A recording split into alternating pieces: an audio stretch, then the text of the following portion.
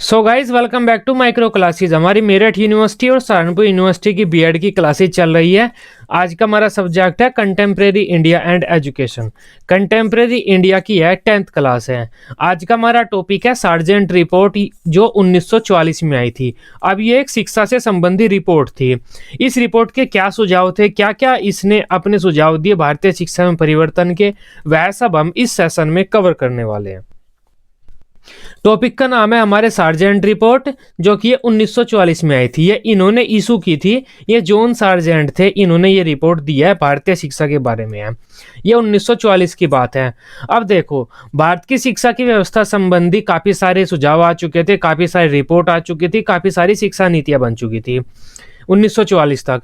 साथ ही साथ 1937 में महात्मा गांधी अपनी बेसिक शिक्षा भी लेकर आ चुके थे, वह भी चल रही थी उस टाइम पर भारत में। लेकिन एक दिक्कत क्या आई, 1937 के बाद सेकेंड वर्ल्ड वॉर स्टार्ट हो गया। उससे क्या हुआ, जो अंग्रेजों का ध्यान है भारतीय शिक्षा व्यवस्था से हटकर वर्ल्ड वॉर में लग गया, तो अंग्रेजों ने भारतीय शिक्षा व्यवस्था की ओर ज़्यादा ध्यान नहीं दिया। उससे भारतीय नाराज हो गए, अंग्रेजों को कहने लगे कि आप भारतीय शिक्षा व्यवस्था में भी उचित परिवर्तन करो, सारा ध्यान अपना वर्ल्ड वॉर की तरफ मत लेकर जाओ। तब अंग्रेजों ने सार्जेंट को यह काम सौंपा था कि आप भारतीय शिक्षा व्यवस्था में जो कमियां हैं उन्हें दूर करो और हमें बताओ, क्या हमें सुझाव दो कि क्या क्या परिवर्तन भारतीय शिक्षा व्यवस्था में होने चाहिए। उसके लिए सार्जेंट ने, ये जॉन सार्जेंट थे, इन्होंने अपनी एक रिपोर्ट तैयार करी थी और वो अंग्रेज सरकार को दी थी कि ये सुझाव है मेरे, भारतीय शिक्षा व्यवस्था में आपको ये परिवर्तन करने होंगे। उस रिपोर्ट को जो इन्होंने जॉन सार्जेंट ने अंग्रेजों को सौंपी थी, उस रिपोर्ट को ही हम सार्जेंट रिपोर्ट कहते हैं और उस रिपोर्ट के बारे में ही आज हम पढ़ने वाले हैं। भारतीय शिक्षा में काफी परिवर्तन हो चुके थे, परंतु फिर भी देश के शिक्षित वर्ग और राष्ट्र के नेता उससे अधिक संतुष्ट नहीं थे। 1937 में भारत के 7 प्रांतों में कांग्रेस की सरकार बन चुकी थी। 1937 में चुनाव हुए थे, पहली बार 7 प्रांतों में कांग्रेस की सरकार बन चुकी थी। अतः भारतीय शिक्षा की बागडोर अब कई भारतीय मंत्रियों के हाथों में आ गई थी। सन 1939 में द्वितीय विश्व युद्ध छिड़ गया था। इससे आय का बड़ा हिस्सा युद्ध में खर्च होने लगा और देश की शिक्षा की स्थिति में सुधार के लिए अंग्रेजों ने कोई विशेष ध्यान नहीं दिया। तो ये हो रहा था, ये मैं पहले आपको बता चुका था। इन कारणों से शिक्षा की प्रगति रुक गई थी। इसे लेकर भी देश में आंदोलन बढ़ने लगे थे। अंग्रेजों को कहने लगे थे नेता कि भारत की शिक्षा की व्यवस्था की ओर थोड़ा ध्यान दो। जब द्वितीय विश्व युद्ध समाप्त हुआ या फिर द्वितीय विश्व युद्ध हल्का सा कम हुआ, उसका प्रभाव हल्का सा कम हुआ, तब अंग्रेजी सरकार ने दोबारा भारतीय शिक्षा की ओर ध्यान दिया। उन्होंने केंद्रीय शिक्षा सलाहकार बोर्ड को भारतीय शिक्षा की जांच करने और उसमें सुधार करने का कार्य सौंपा। अंग्रेज सरकार ने जो भारत पर शासन कर रहे थे, उन्होंने क्या किया, केंद्रीय शिक्षा सलाहकार बोर्ड को भारतीय शिक्षा में परिवर्तन करने का कार्य सौंपा। केंद्रीय शिक्षा सलाहकार बोर्ड ने इस कार्य को पूरा करने के लिए एक समूह का गठन किया और उस समूह के जो अध्यक्ष थे वे जॉन सार्जेंट को बनाया। इतना आप समझ गए। अंग्रेज सरकार ने किसे कहा, केंद्रीय शिक्षा सलाहकार बोर्ड को कहा कि आप शिक्षा सलाहकार बोर्ड हैं, आप शिक्षा में परिवर्तन के लिए कोई उचित कदम उठाओ। केंद्रीय शिक्षा सलाहकार बोर्ड ने एक समूह का गठन किया कि आप भारतीय शिक्षा में परिवर्तन हेतु उचित सुझाव दो और उस समूह का जो लीडर बनाया, उस समूह का जो अध्यक्ष बनाया, वो जॉन सार्जेंट को बनाया। ये जॉन सार्जेंट थे। इस समूह ने अपनी रिपोर्ट 1944 में सौंपी। इस रिपोर्ट को केंद्रीय शिक्षा सलाहकार बोर्ड द्वारा पूर्ण रूप से स्वीकार कर लिया गया तथा भारत सरकार ने उन्हें लागू कर दिया। क्योंकि यह रिपोर्ट सर जॉन सार्जेंट के द्वारा तैयार की गई थी, इसलिए इस रिपोर्ट का नाम जॉन सार्जेंट रिपोर्ट भी रखा गया। इस शिक्षा योजना को युद्धोत्तर शिक्षा विकास योजना भी कहा जाता है। क्यों कहा जाता है? क्योंकि ये सेकेंड वर्ल्ड वॉर के बाद इस शिक्षा योजना का प्रभाव शुरू हुआ था। अभी ये शिक्षा योजना सेकेंड वर्ल्ड वॉर के बाद लागू हुई थी मोस्टली। अब जो सार्जेंट रिपोर्ट थी, उन्होंने निम्न क्षेत्रों में अपने सुझाव दिए हैं। सार्जेंट ने अपने जो ये क्षेत्र थे, इन क्षेत्रों के बारे में अपने सुझाव दिए हैं। यह रिपोर्ट कई जगह पर अच्छी साबित होती है और कई जगह पर गड़बड़ साबित होती है। ये रिपोर्ट इतनी भी अच्छी नहीं है कि सारी अच्छी अच्छी बातें इन्होंने बताई हैं। कुछ बातें इनकी समझ से बाहर होती है, कंफ्यूजन सी पैदा की हुई है इन्होंने अपनी रिपोर्ट में। जॉन सार्जेंट ने। लेकिन इन्होंने कुछ चीज़ें अच्छी दी। एक तो प्री प्राइमरी एजुकेशन थी, जॉन सार्जेंट ने ही भारत में प्री प्राइमरी एजुकेशन की शुरुआत की थी, जो ये आपके नर्सरी एलकेजी यूकेजी शिक्षा होती है पहली क्लास से पहले। इसके अलावा इन्होंने यूजीसी की शुरुआत की, विश्वविद्यालय अनुदान आयोग, जो आज भी चल रहा है विश्वविद्यालय अनुदान आयोग। इसके अलावा इन्होंने प्रौढ़ शिक्षा की शुरुआत की, मंदबुद्धि और विकलांग बच्चों की शिक्षा की शुरुआत की इन्होंने, कि उन्हें भी शिक्षा दी जानी चाहिए, उससे पहले में ऐसे रह जाते थे। तो इस तरह की इन्होंने काफ़ी सारी अच्छी चीज़ें भी की, और कई जगह पर आपको इनकी रिपोर्ट कंफ्यूजिंग वाली भी मिलेगी। अब बात कर लेते हैं इनकी रिपोर्ट की मुख्य सिफारिशें क्या थी, एक एक करके हेडिंगों को पढ़ते हैं। सबसे पहले है पूर्व प्राथमिक शिक्षा के बारे में। पूर्व प्राथमिक शिक्षा से मतलब होता है क्लास 1 से, आपकी जो क्लास फर्स्ट है, फर्स्ट क्लास से पहले शिक्षा बच्चों को प्रदान करनी चाहिए। इनसे पहले जो बेसिक शिक्षा होती थी बच्चों की, जो शुरुआत होती थी, वो फर्स्ट क्लास से होती थी। लेकिन उन्होंने कहा सार्जेंट ने कि पहली क्लास से पहले ही बच्चों को शिक्षा प्रदान करनी चाहिए। प्री प्राइमरी एजुकेशन की इन्होंने शुरुआत की।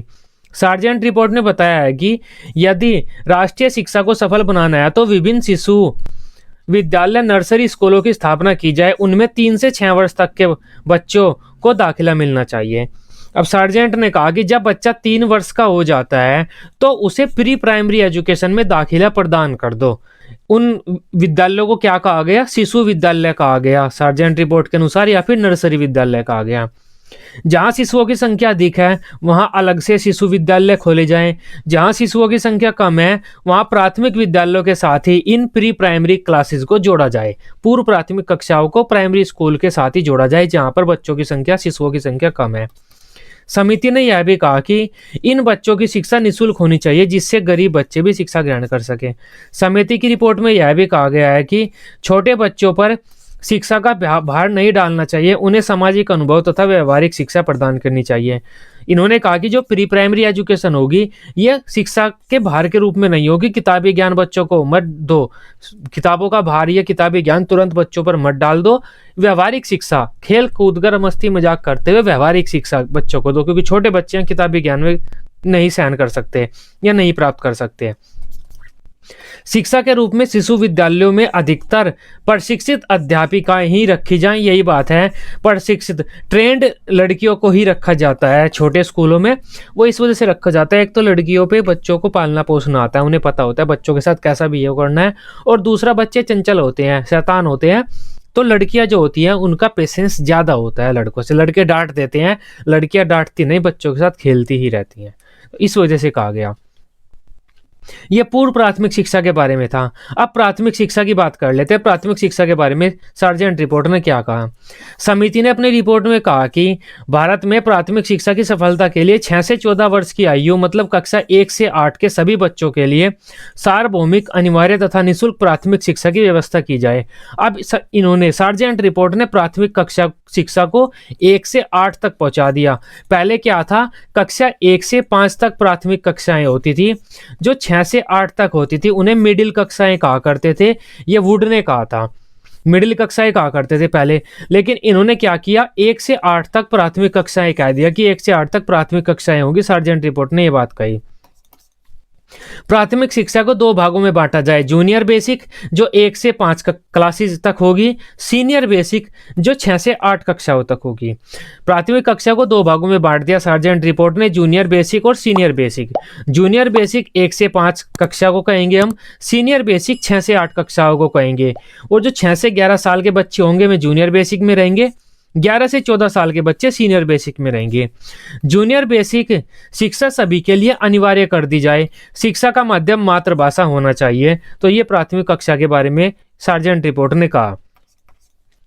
अब माध्यमिक शिक्षा की बात कर लेते हैं। माध्यमिक शिक्षा के बारे में सार्जेंट रिपोर्ट ने क्या कहा? यहाँ हल्की सी कंफ्यूजन पैदा होगी, उसको मैं थोड़ा क्लियर कर देता हूँ। सार्जेंट रिपोर्ट ने क्या कहा? बच्चे की शिक्षा इस प्रकार होनी चाहिए। पहले तो क्या होगा? पूर्व प्राथमिक कक्षाएं होंगी, बच्चे 3 साल का बच्चा यहाँ पर आ जाएगा पूर्व प्राथमिक कक्षाओं में। उसके बाद जब बच्चा 6 साल का हो जाएगा तो प्राथमिक कक्षाओं में आएगा या फिर प्राथमिक विद्यालय में आएगा। 6 साल का बच्चा प्राथमिक विद्यालय में आएगा। प्राथमिक विद्यालय में कक्षाएं 2 प्रकार की होंगी, जूनियर बेसिक और सीनियर बेसिक। तो जूनियर बेसिक तो सब बच्चों के लिए होगी।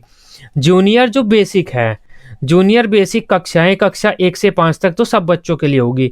जो बच्चा कक्षा 5 पास कर चुका है कक्षा 5 जिस बच्चे ने पास कर लिया है उसके पास दो रास्ते होंगे।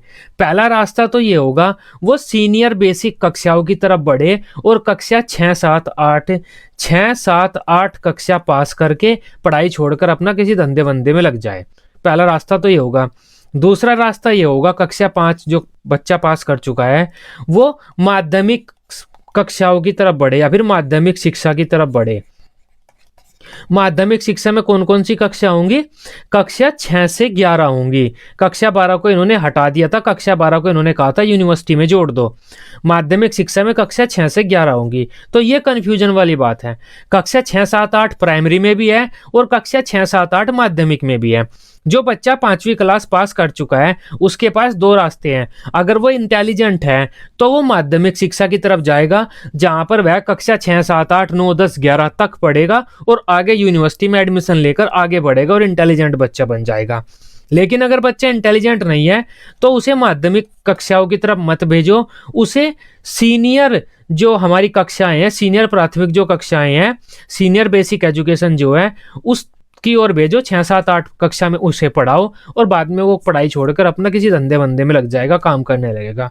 तो ये दो रास्ते इन्होंने कक्षा 5 के बाद बच्चे को बताए थे। ये हल्का सा कंफ्यूजन पैदा करते हैं।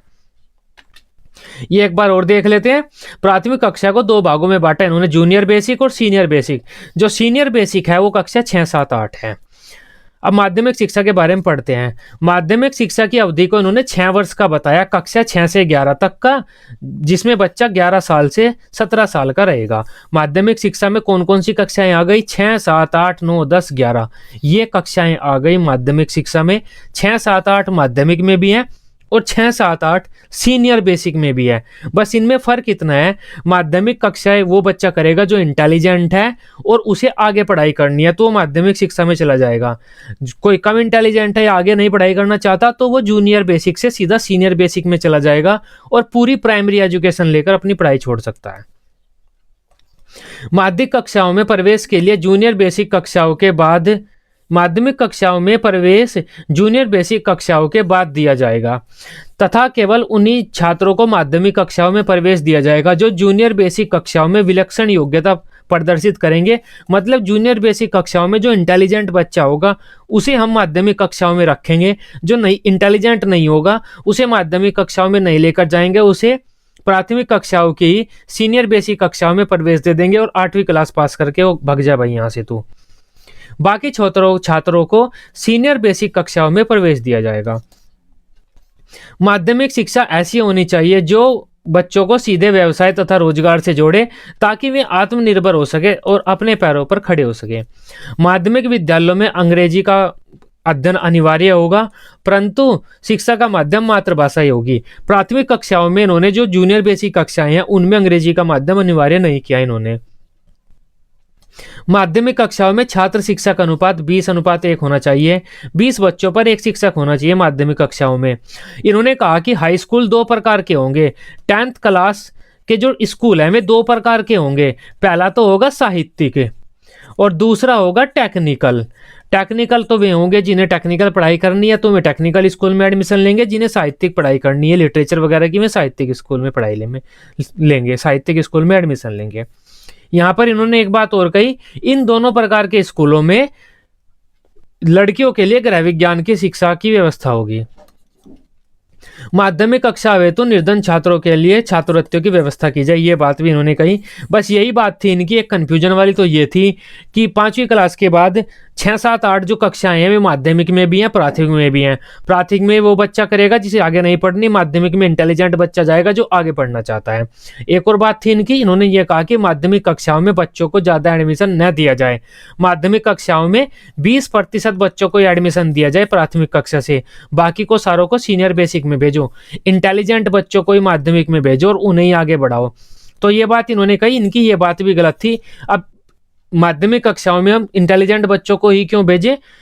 जो बच्चा पढ़ना चाहता है उसे भेजना चाहिए ना। तो ये बात इनकी थी। अगर ज़्यादा बच्चे माध्यमिक कक्षाओं में जा रहे हैं तो नियम कड़े कर दो माध्यमिक कक्षाओं में जाने के, लेकिन ज़्यादा से ज़्यादा 20% बच्चे जाने चाहिए। ये बात सार्जेंट रिपोर्ट ने कही थी।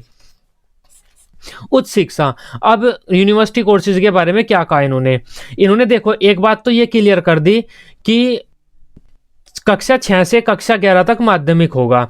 और जो कक्षा 12 थी, इन्होंने क्या किया, यूनिवर्सिटी से जोड़ दिया। कक्षा 12 को यूनिवर्सिटी से जोड़ दो और कक्षा 11 को हाई स्कूल से जोड़ दो। जो हमारा इंटरमीडिएट कोर्स चल रहे हैं ना, इंटरमीडिएट कोर्स को खत्म कर दो। हाई स्कूल के बाद सीधा डिग्री कॉलेज यानी कि यूनिवर्सिटी के कोर्सेज आना चाहिए। और अमेरिका में आज भी ऐसा ही है। अमेरिका में हाई स्कूल के बाद सीधा यूनिवर्सिटी में बच्चे पढ़ने जाते हैं। और वही बात सार्जेंट ने कही थी कि हाई स्कूल के बाद सीधा यूनिवर्सिटी के कोर्सेज आने चाहिए। हाई स्कूल के बाद 2 क्लासेस बच रही थी जो कन्फ्यूजन पैदा कर रही थी, क्लास 11th और क्लास 12th, क्योंकि ये इंडिया में अलग से हैं। हाई स्कूल 10th तक है, लेकिन यूनिवर्सिटी के कोर्सेज 12th के बाद शुरू होते हैं। तो ये 2 कक्षाएं फालतू की थी उस टाइम पर, इंडिया में अब भी आई हैं तो, लेकिन आने वाले टाइम में ये खत्म हो जाएंगी। तो इन्होंने क्या किया, 11th को तो हाई स्कूल से जोड़ दिया और 12th को यूनिवर्सिटी से जोड़ दिया। तो इन दोनों को हटा दिया इन्होंने, इंटरमीडिएट कोर्सेज को हटा दिया था सार्जेंट ने। शिक्षा की सार्जेंट योजना के ने 3 वर्षीय डिग्री कोर्स का सुझाव दिया। इंटरमीडिएट कक्षा को समाप्त कर देना चाहिए, सार्जेंट रिपोर्ट ने ये कहा। 11वीं कक्षा को हाई स्कूल से जोड़ दो और 12वीं कक्षा को यूनिवर्सिटी से जोड़ दो। जो इंटरमीडिएट कोर्सेज है वे खत्म कर दो। बच्चा हाई स्कूल के बाद सीधा यूनिवर्सिटी में आना चाहिए, इंटरमीडिएट कोर्सेज में नहीं जाना चाहिए। प्रवेश के नियम सख्त होने चाहिए ताकि सिर्फ योग्य बच्चे ही उच्च शिक्षा प्राप्त कर सके। इन्होंने देखो वही बात कही, प्रवेश के नियम सख्त कर दो, योग्य बच्चा ही उच्च शिक्षा प्राप्त करना चाहिए, जो अयोग्य है वो चाहकर भी उच्च शिक्षा प्राप्त नहीं करना चाहिए, ऐसा कर दो। तो ये बात सार्जेंट की गलत थी। माध्यमिक शिक्षा पूर्ण करने वाले 15 विद्यार्थियों में से केवल 1 विद्यार्थी को विश्वविद्यालय शिक्षा में प्रवेश दिया जाए जो शिक्षा प्राप्त करने के योग्य हो। अब 15 बच्चों में से 1 बच्चा सिर्फ यूनिवर्सिटी का कोर्स करेगा। अगर किसी बच्चे कक्षा में मान लो 60 बच्चे माध्यमिक या फिर 12th क्लास पास करके या 11th क्लास पास करके निकले हैं, तो 60 बच्चों में से अब ये समझ लो अब 4 बच्चे ही यूनिवर्सिटी में पढ़ेंगे, बाकी अपना कोई धंधा खोलो या काम करो। तो ये बात सुनने में वैसे गलत ही लगती है। सार्जेंट रिपोर्ट में विश्वविद्यालयों में शिक्षा का स्तर ऊपर बढ़ाने के लिए योग्य शिक्षकों के चुनाव पर बल दिया। शिक्षकों और विद्यार्थियों के मध्य जो संबंध है वे मधुर होने चाहिए, उन आपस में वे मिलते जुलते रहने चाहिए तथा संपर्क में रहने चाहिए। विश्वविद्यालयों में अनुसंधान की व्यवस्था की जाए, तो ये सार्जेंट रिपोर्ट ने कहा। वही बात है इनकी, इन्होंने कुछ चीजें अच्छी तो बताई, लेकिन जो अच्छे बच्चे हैं सिर्फ उन्हें पढ़ाने पर बल दिया कि सभी को मत पढ़ाओ, इतना पैसा हमारे पास नहीं है। विश्वविद्यालय अनुदान आयोग, सार्जेंट रिपोर्ट की एक बहुत अच्छी बात है यूजीसी को प्रोवाइड करना। UGC, university grants commission. Sergeant report ने कहा था कि भारत में काफ़ी यूनिवर्सिटी हो गई हैं, अब समय आ गया है कि यूनिवर्सिटियों पर कंट्रोल करने के लिए व यूनिवर्सिटी को अनुदान प्रदान करने के लिए किसी आयोग का होना चाहिए। तो सार्जेंट रिपोर्ट ने कहा था कि अब विश्वविद्यालय अनुदान आयोग की स्थापना की जानी चाहिए, जो भारत में यूनिवर्सिटियों पर नियंत्रण रखेगा, उन्हें निर्देश देगा, वह उन्हें अनुदान देगा, मतलब उन्हें उचित पैसा देगा यूनिवर्सिटियों के काम करने के लिए। उस टाइम पर विश्वविद्यालय अनुदान आयोग को विश्वविद्यालय अनुदान आयोग नहीं कहा जाता था, विश्वविद्यालय अनुदान समिति कहा जाता था उस टाइम तक, भारत के आजाद होने से पहले। इसका नाम बाद में बदलकर विश्वविद्यालय अनुदान आयोग किया गया था। सार्जेंट रिपोर्ट ने देश में एक विश्वविद्यालय अनुदान आयोग की स्थापना का निर्देश दिया। इसकी स्थापना 1945 में की गई। इसका काम विश्वविद्यालय के कार्यों की निगरानी करना था। उस समय विश्वविद्यालय अनुदान आयोग को विश्वविद्यालय अनुदान समिति के नाम से जाना जाता था। तो ये बात थी, उसके बारे में सार्जेंट ने कहा था। प्रौढ़ शिक्षा के बारे में भी सार्जेंट ने कहा, ये बात भी इसकी अच्छी थी कि जो प्रौढ़ हो गए हैं, जो वयस्क व्यक्ति हो गए हैं, जिन्होंने शिक्षा नहीं प्राप्त किया अपने बचपन में, उनकी शिक्षा की भी व्यवस्था करो। एटलीस्ट आप उन्हें 3 आर जितनी शिक्षा तो प्रोवाइड कर दो ही, 3 आर। इसके बारे में हम पढ़ चुके थे। 3 आर का मतलब है आर आर आर। पहले का तो मतलब है रीडिंग, दूसरे का राइटिंग, तीसरे का अर्थमेटिक। जो प्रौढ़ हो चुके हैं, वयस्क हो चुके हैं, उन्हें आप इतनी शिक्षा प्रदान कर दो वे पढ़ सकें, लिख सकें और हल्का फुल्का गणित उन्हें आता हो। ये बात सार्जेंट रिपोर्ट ने प्रौढ़ शिक्षा के बारे में बताई, अच्छी बात थी ये। सार्जेंट योजना के अनुसार प्रौढ़ पुरुषों तथा स्त्रियों के लिए अलग अलग शिक्षण संस्थानों की स्थापना करनी चाहिए। और एक और बात है, आपसे वो आपका जो वाइवा लेने वाला टीचर आता है ना, प्रैक्टिकल वाइवा में आपसे ये क्वेश्चन पूछ लिया जाता है, प्रौढ़ जो शिक्षा है वह किस क्षेत्र में आती है? प्राथमिक में आती है, माध्यमिक में आती है या उच्च में आती है? प्रौढ़ शिक्षा किस क्षेत्र में आती है? प्रौढ़ शिक्षा प्राथमिक क्षेत्र में आती है। प्रौढ़ शिक्षा को हमेशा प्राथमिक क्षेत्र में रखा जाता है, क्योंकि इसमें हम प्राथमिक शिक्षा ही बच्चों को देते हैं। ऐसा नहीं है, अगर बच्चा 25 साल का हो गया है, कोई बालक 25 साल का हो गया है, तो हम उसे सीधा यूनिवर्सिटी की एजुकेशन थोड़ी देंगे। अगर वह अनपढ़ है तो उसे प्राइमरी एजुकेशन ही देंगे। इस वजह से प्रौढ़ शिक्षा प्राइमरी एजुकेशन के क्षेत्र में आती है। इंपॉर्टेंट क्वेश्चन है ये, प्रैक्टिकल वाइवा में पूछ लिया जाता है आपसे। यह शिक्षा क्षेत्रीय आवश्यकताओं के अनुसार होनी चाहिए। एक प्रौढ़ शिक्षा केंद्र पर ज्यादा से ज्यादा 25 स्टूडेंट या 25 व्यक्तियों को रखा जाए। प्रौढ़ शिक्षा के पाठ्यक्रम के बारे में इस आयोग ने सुझाव दिया, ये 3R आ गया कि इस लायक पाठ्यक्रम रखो कि प्रौढ़ों को 3R की शिक्षा दे दो।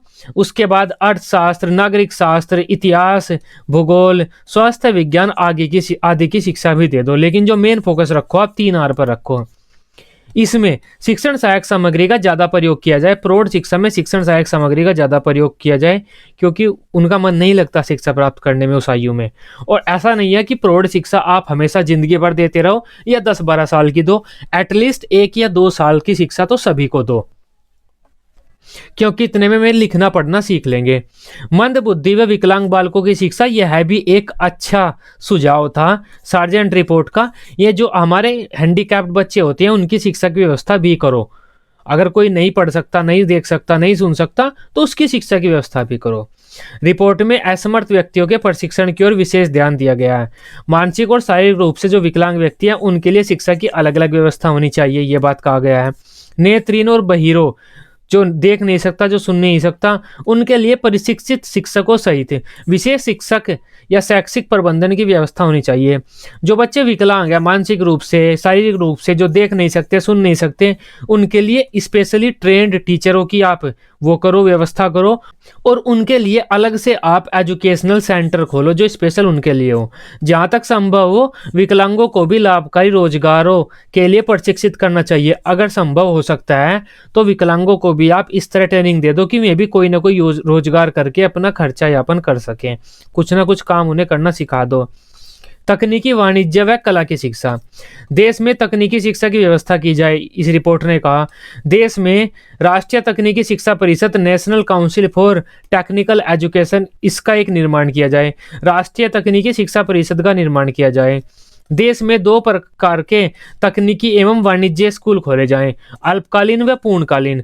जो कोई व्यक्ति पहले से काम कर रहा है, कोई व्यवसाय कर रहे हैं जो व्यक्ति, उनके लिए तो अल्पकालीन सेंटर हो, और जो बालक है उनके लिए पूर्णकालीन सेंटर हो। इन्होंने क्या कहा, तकनीकी और वाणिज्य की शिक्षा के लिए ट्रेनिंग सेंटर खोले जाएं जो बच्चों को टेक्निकल एजुकेशन दे। 2 प्रकार के ट्रेनिंग सेंटर खोलो, एक होता है आपका अल्पकालीन, एक पूर्णकालीन। अल्पकालीन तो उनके लिए होगा जो पहले से व्यक्ति किसी रोजगार में बड़े व्यक्ति हो गए हैं, रोजगार कर रहे हैं और उन्हें किसी आप रोजगार की ट्रेनिंग देना चाहते हैं, एक तो उनके लिए होगा। दूसरा उनके लिए होगा जो बच्चे हैं वे रोजगार की ट्रेनिंग लेकर बड़े होकर कोई रोजगार करना चाहते हैं। तो अल्पकालीन तो वयस्कों के लिए था, पूर्णकालीन बच्चों के लिए था। शिक्षण प्रशिक्षण, अब शिक्षण प्रशिक्षण पर तो सभी ने बल दिया है, शिक्षक प्रशिक्षण भी आप इसे कह सकते हैं। टीचर ट्रेनिंग की, जो शिक्षक हैं उनकी ट्रेनिंग करो, अच्छे शिक्षकों का निर्माण करो। रिपोर्ट में निर्देश दिए गए हैं कि भारत देश में शिक्षकों का अभाव है और छात्र ज्यादा हैं, अतः अध्यापकों की संख्या बढ़ाने पर बल देना चाहिए। देश में प्रशिक्षण महाविद्यालयों में निःशुल्क प्रशिक्षण की व्यवस्था होनी चाहिए। शिक्षक प्रशिक्षण महाविद्यालयों की बात हो रही है, तथा जो छात्र प्रशिक्षण ले रहे हैं शिक्षक प्रशिक्षण, उनको आर्थिक सहायता भी दी जाए। जो बच्चे टीचर ट्रेनिंग प्रोग्राम कर रहे हैं, टीचर बनने की ट्रेनिंग ले रहे हैं, उनको आर्थिक सहायता दी जाए। तो तथा टीचर ट्रेनिंग जो स्कूल हैं उनकी संख्या में बढ़ोतरी की जाए। यदि कोई योग्य एवं कर्मठ अध्यापक शिक्षा के क्षेत्र में कोई शोध करना चाहता है तो उसे इस प्रकार के शोधों की व्यवस्था करनी चाहिए। उसके लिए ऐसी व्यवस्था करनी चाहिए कि वह शोध कर सके। ये बात आप एक बार देख लेना। अगर कोई टीचर उसमें एजुकेशन के फील्ड में कोई शोध करना चाहता है, रिसर्च करना चाहता है, तो उसकी रिसर्च को सपोर्ट करो। निर्धन तथा योग्य व्यक्तियों को शिक्षण व्यवसाय की ओर आकर्षित करने के लिए सभी स्तरों को शिक्षकों के वेतनमान में वृद्धि की जाए। इन्होंने ये भी कहा कि शिक्षकों के वेतन में वृद्धि करो। विद्यार्थियों के स्वास्थ्य, इस रिपोर्ट ने विद्यार्थियों के स्वास्थ्य के बारे में भी ध्यान दिया। रिपोर्ट ने बताया है कि किसी भी शिक्षा योजना में बच्चों की स्वास्थ्य की रक्षा और उनके विकास की तरफ ध्यान दिया जाना चाहिए। विद्यालयों में स्वास्थ्य शिक्षा अनिवार्य हो। जो फिजिकल एजुकेशन है या हेल्थ एजुकेशन है वो सभी स्कूल में होनी चाहिए। स्वास्थ्य शिक्षा को भी इन्होंने बढ़ाया। विद्यालय का पर्यावरण स्वस्थ हो, अच्छा हो। विद्यालय के कमरे बड़े हों, फर्नीचर बैठने के लिए हो तथा हवादार हो, अच्छे कमरे हो। बच्चों के स्वास्थ्य की जांच की जानी चाहिए 6 साल, 11 साल और 14 साल की आयु पर। 6 साल, 11 साल और 14 साल की आयु पर बच्चों का टेस्ट होना चाहिए स्वास्थ्य का उनका। विद्यालय में साधारण रोगों का निःशुल्क उपचार होना चाहिए। तो बच्चों के स्वास्थ्य पर भी ध्यान दिया जाना चाहिए स्कूल में, ये बात कही गई है। रोजगार कार्यालयों की स्थापना हो, जो बच्चों को रोजगार चूज करने में, सपोर्ट करने में और उन रोजगार की ट्रेनिंग देने में हेल्प करें। भारत में स्वरोजगार की कमी है, इसलिए रोजगार कार्यालयों की स्थापना की जाए। इन कार्यालयों में अनुभवी तथा उद्योगों के विषय में जानने वाले लोगों की नियुक्ति की जाए। इन कार्यालयों के द्वारा व्यक्तियों को रोजगार के लिए प्रेरित तथा प्रशिक्षित किया जा सकेगा। मनोरंजन, बच्चों को मनोरंजन की शिक्षा दी जाए या फिर शिक्षा में बच्चों के मनोरंजन को जोड़ा जाए और सामाजिक कार्यक्रम जोड़े जाएं। बात एक ही है, जब बच्चे शिक्षा ले रहे हो तो ऐसी ऐसी एक्टिविटी कराई जाए उन पे जो सोशल एक्टिविटी हो, सामाजिकता सीखे। और जब एक्टिविटी कराएंगे तो बच्चे में मनोरंजनक भी होंगी। तो मनोरंजन तथा सामाजिक एक्टिविटी बच्चों से कराई जाए जब मैं एजुकेशन ले रही हूँ। इससे क्या होगा, बच्चों का विकास अच्छा हो सकेगा और बच्चे क्रियाएं करनी या फिर समाज में घुलना मिलना, सामाजिकता वगैरह आ जाएगी। रिपोर्ट में युवा शक्ति के संचालन पर बल दिया गया है। युवाओं को सभी प्रकार के सामाजिक कार्यों के लिए उचित सुविधाएं मिलनी चाहिए। ये बात है कि सामाजिक कार्य जो करेंगे, सामाजिक कार्य संबंधी भी ट्रेनिंग व सुविधाएं बच्चों को दो। रिपोर्ट में सिफारिश की गई है कि 11 वर्ष की आयु के छात्रों के लिए तरह तरह की क्रियाओं की व्यवस्था होनी चाहिए। जो सोशल एक्टिविटीज हैं उनकी व्यवस्था होनी चाहिए। बड़ी कक्षाओं में विद्यार्थियों के लिए सामूहिक खेलों, रचनात्मक कार्यों, वाद विवाद प्रतियोगिताओं आदि का प्रबंध होना चाहिए। प्राथमिक विद्यालय में शारीरिक व्यायाम, लोकगीत, नृत्य गीत, अभिनय आदि कलाओं की व्यवस्था होनी चाहिए। महाविद्यालयों में साहित्यिक सांस्कृतिक कार्यक्रमों का आयोजन कराया जाए। मतलब ये जो इनकी रिपोर्ट है, सार्जेंट रिपोर्ट, इसने क्या कहा, बच्चों को क्रियाओं से भी जोड़ा जाए। सिर्फ पाठ्यक्रम में ही ना उन्हें लिप्त रखा जाए, किताबें पढ़ाते टाइम, शिक्षा प्रोवाइड करते टाइम बच्चों को क्रियाओं से भी जोड़ा जाए, एक्टिविटी से भी जोड़ा जाए। जो कि आज के टाइम में भी कही जाती है ये बात, आज के टाइम में भी ये बात कही जाती है कि बच्चों को कोई स्कॉलिस्टिक एक्टिविटीज से भी जोड़ा जाए। तो ये आज के टाइम में भी कहा जाता है। ये सार्जेंट की रिपोर्ट थी। वैसे तो अच्छी रिपोर्ट है, लेकिन कई जगह पर ये कन्फ्यूजन पैदा करती है। और ये एक बात ये कहती है कि जो इंटेलिजेंट बच्चा है उसे ही पढ़ाओ, हर बच्चे को आप पढ़ाने की कोशिश मत करो। तो यहाँ पर ये रिपोर्ट कहीं ना कहीं खराब देखने को मिलती है। इंपॉर्टेंट क्वेश्चन था, बीएड एग्जाम में लॉन्ग क्वेश्चन के रूप में और शॉर्ट क्वेश्चन के रूप में आता है। वीडियो अच्छी लगी हो, आप इसे अपने बीएड ग्रुप में बीएड दोस्तों के साथ शेयर कर सकते हैं। बीएड की इसी तरह से रेगुलर क्लासेस लेने के लिए आप इस चैनल को सब्सक्राइब कर सकते हैं। Till then, bye bye, take care.